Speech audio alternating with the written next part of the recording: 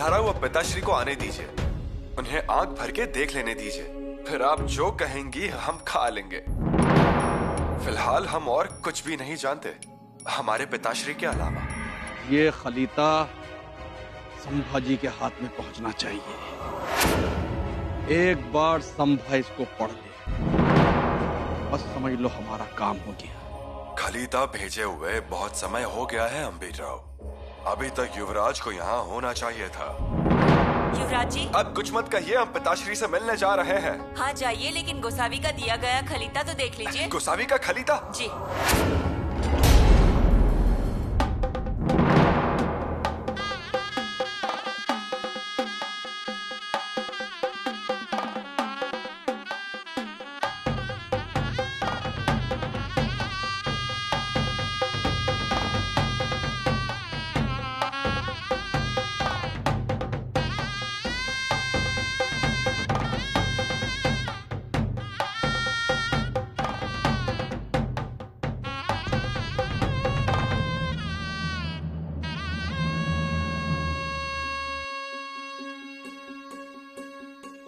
शंभूराज पाचाड़ में समाधि के दर्शन के लिए रुक गए हैं क्या? नहीं।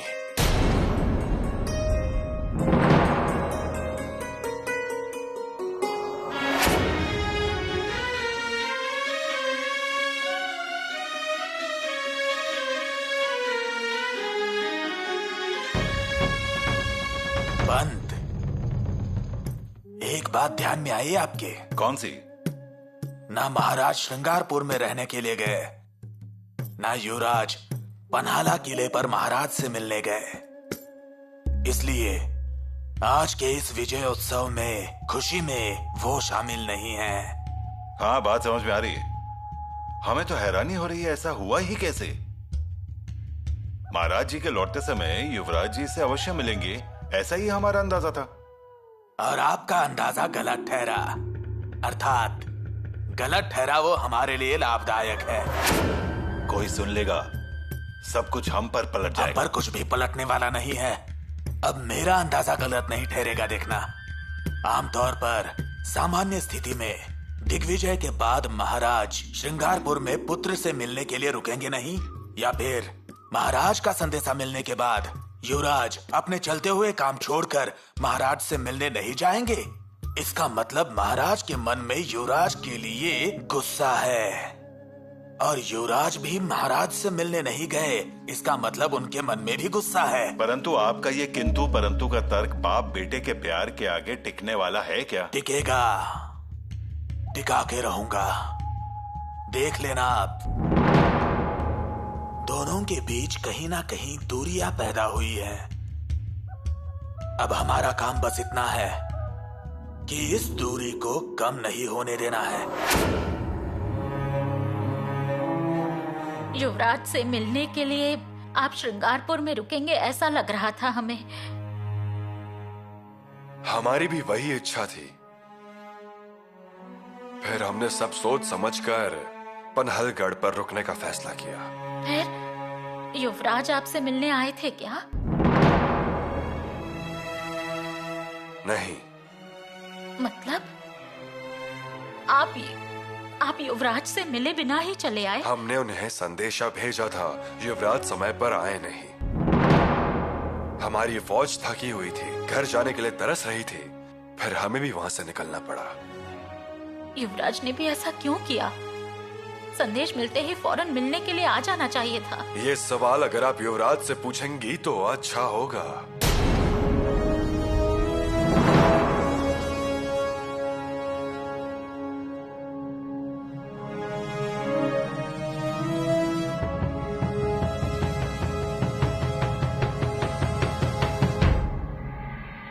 भाभी जी, जल्दी चलिए। क्या हुआ? भैया ने अपने आप को अपने कक्ष में बंद कर लिया है। हे भगवान, पिताश्री ने मिलने से इनकार कर दिया। शायद इसी बात को उन्होंने दिल से लगा लिया है। हाँ, पर दरवाजा क्यों बंद किया है? चलिए।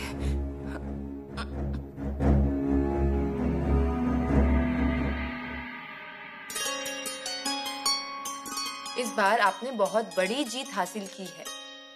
देखते ही देखते संपूर्ण हिंदुस्तान को स्वराज में शामिल कर लिया है। साथ में विजापुर दरबार भी, कुतुब शाह को भी आपने अपना बनाया।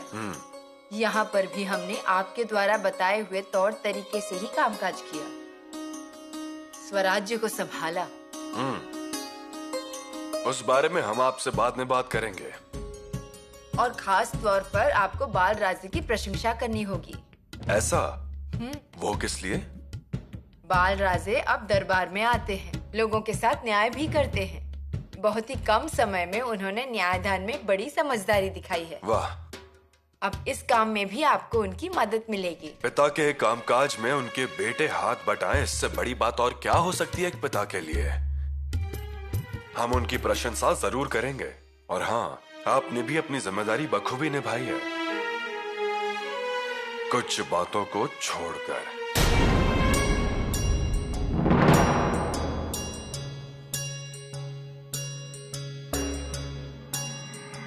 अब किसी भी समय महाराज जी का बुलावा आने वाला है।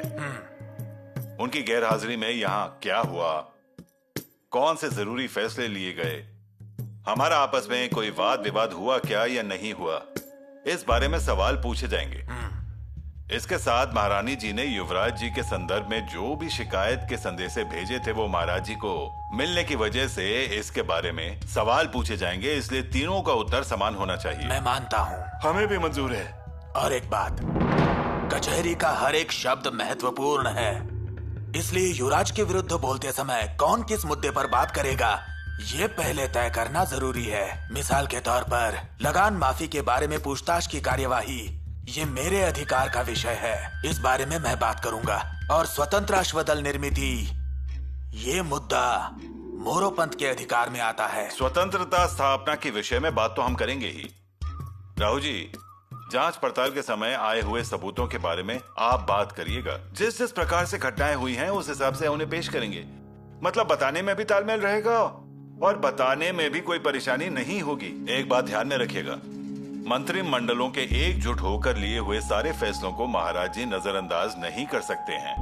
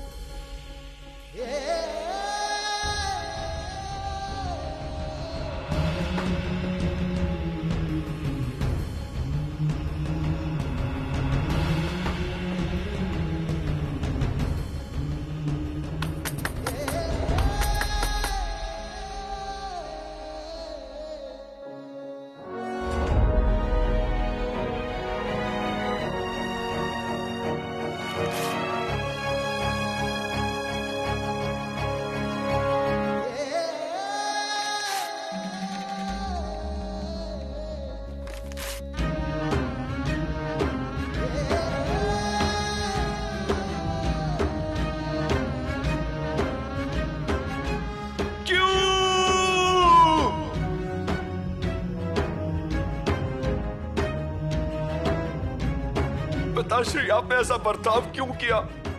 आपके सामने सबका पर्दाफाश करना था हमें।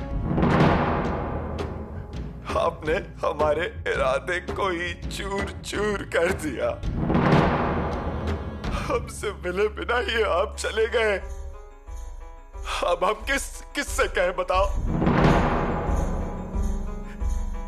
किससे कहें पिताश्री?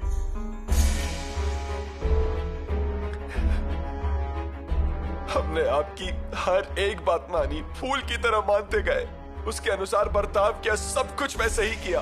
इतने इल्जाम लगे हम पर, कितनी बदनामी हुई हमारी। युवराज की हैसियत से जो फैसले लिए उसे रद्द कर दिया गया।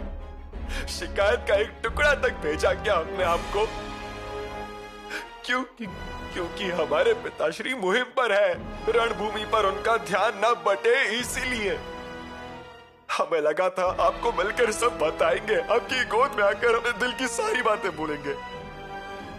आपने हमें मौका ही नहीं दिया पिताश्री। खलीता भेज दिया मिलने के लिए मत आइए।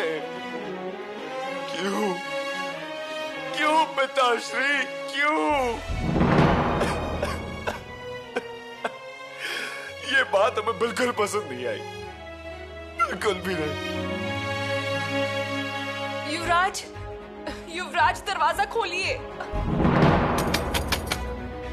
युवराज, हम बस नाम के ही युवराज हैं। शंभू भाई, ऐसा कुछ भी नहीं है, आप दरवाजा खोलिए। आज सच में हम जटायु बन चुके हैं, पर कटा हुआ जटायु। युवराज, खलीते की बातों से गलतफहमी मत पालिए आप। पिताश्री के मन में जरूर कोई बात होगी। युवराज, भैया भैया हमारी बात सुनिए। भैया,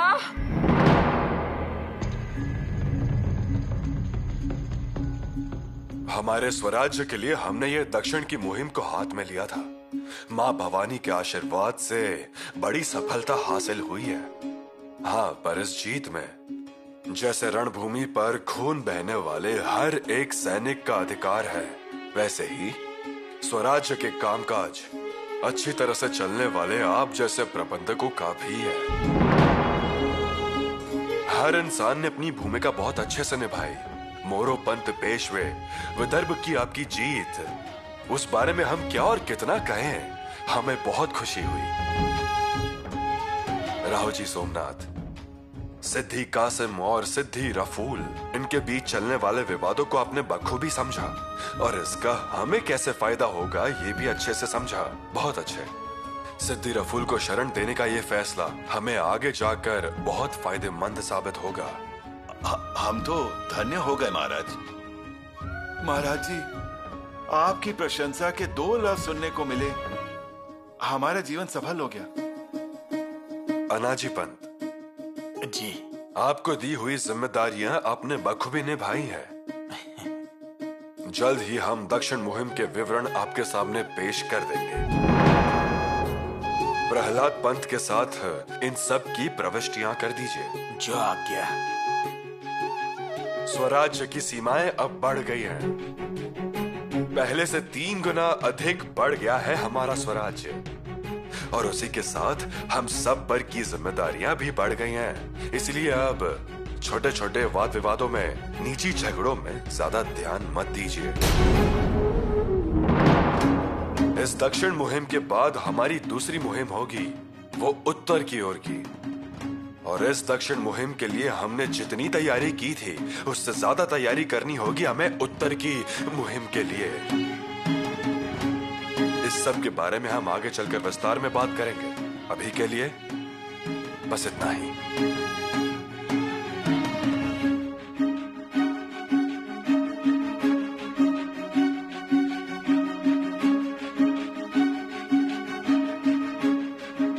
हम लोगों ने सोचा क्या था और कुछ और ही हुआ। युवराज जी का नाम तक नहीं लिया। युवराज को नजरअंदाज कर दिया, बिल्कुल महत्व नहीं दिया। उल्टा हमने सबकी प्रशंसा ही की थी। हमने समय समय पे जो शिकायतें की, उनकी वजह से ये हुआ है। युवराज, कोई भी बाहर मत रुकिए, कोई भी नहीं, और हमें समझने का प्रयास मत कीजिए।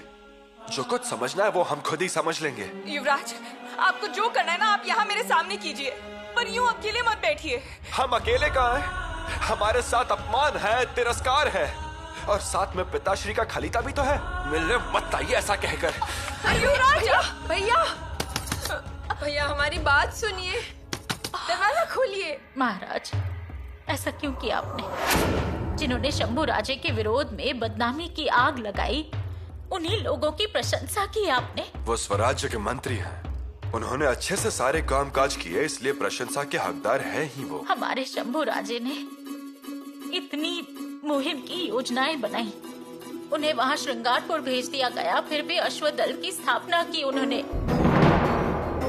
वो प्रशंसा के हकदार नहीं बने क्या? वो भी प्रशंसा के काबिल हैं, जरूर हैं, और उचित समय आने पर हम शंभू राजा की भी प्रशंसा जरूर करेंगे। शंभू राजे साल भर से आपके लौटने की राह देख रहे थे महाराज। हम खुद श्रृंगारपुर जाकर आए हैं। वहाँ कुछ किसानों से गलत लगान वसूल कर लिया था। शंभू राजे ने उनका लगान माफ कर दिया तो इन मंत्रियों ने उसे रद्द कर दिया।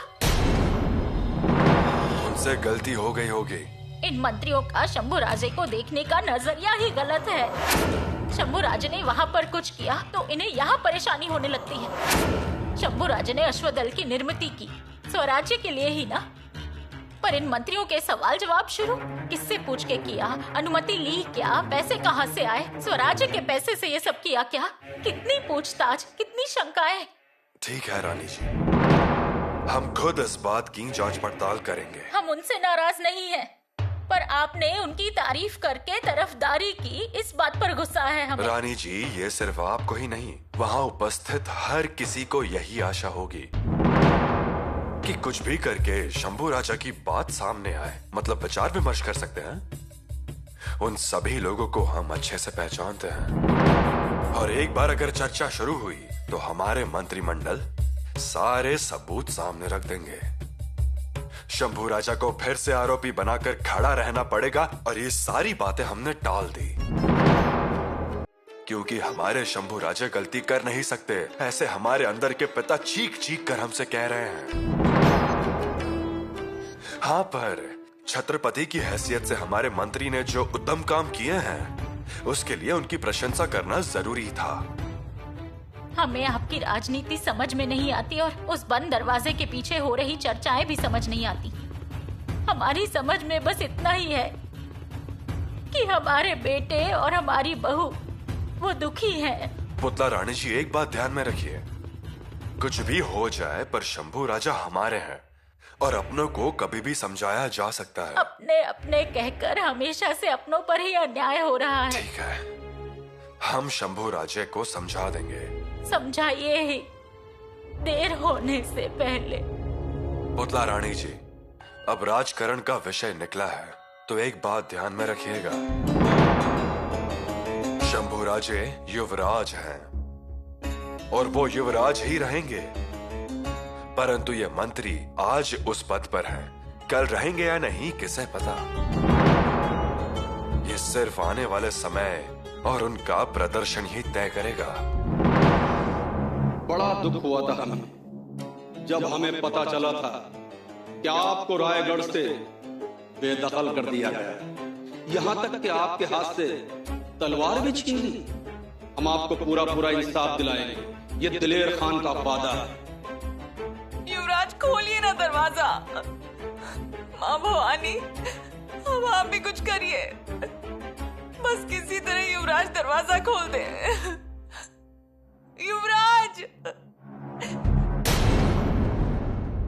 हमें साफ साफ नजर आता है, शतरंज के दाने की तरह हर दम हर पल आपका सम्मान होना चाहिए था, पर ऐसा नहीं हुआ।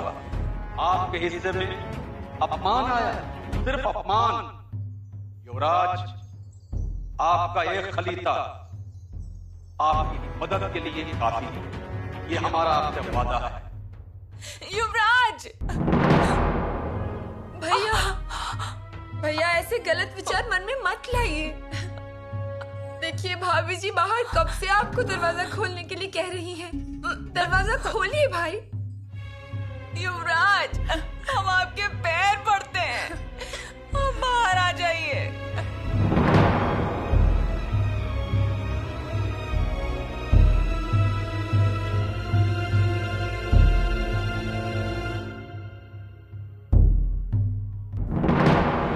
किस जुबान से हम आपकी दोस्ती की तारीफ करें, किस जुबान से हम आपकी जुदाई का दर्द बयां करें। डरते हैं कहीं हम आपको खो न दे। किस तरह आपको हम खुदा से पाने की दुआ करें।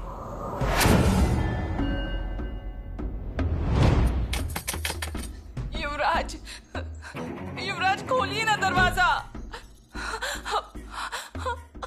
क्यों ऐसी जिद कर रहे हैं आप तो हमें सखी कहते हैं, आप हमें रागिनी कहते हैं ना, तो हमारी बात क्यों नहीं मानते आप? खोलिए ना दरवाजा युवराज। शंभू भाई सुनिए ना, समझदार इंसान है ना आप। हमारी बात सुनिए, दरवाजा खोलिए। युवराज, आपसे विनती करते हैं, हमारी बात मानिए। आप दरवाजा खोलिए। पिताश्री की बातों को दिल पर मत लगाइए युवराज। युवराज, खोलिए ना दरवाजा। भाभी जी, युवराज। देसाई जी ने लगान भरा है? जी, उन्होंने वसूली दी है। फिर आपने झूठ क्यों बोला? किसके कहने पर ये झूठ कहा आपने? अन्ना जी पंत सुरनीस। युवराज ने गाना भी सुना, गाने पर खुश होकर कलावंती पर दौलत भी लुटाई। आरोप है शंभू राजा सुपुत्र शिवाजी राजा भोसले जी, सौभाग्यवती गोदावरी जी उन्हें जबरदस्ती भगाकर और छिपाकर अपने कब्जे में रखे हुए हैं। फरियादी के किए हुए आरोप आपको मंजूर हैं क्या शंभू राजे? युवराज, दरवाजा खोलिए युवराज। युवराज, आपको हमारी कसम है, दरवाजा खोलिए। युवराज। भाभी जी, रानो दीदी।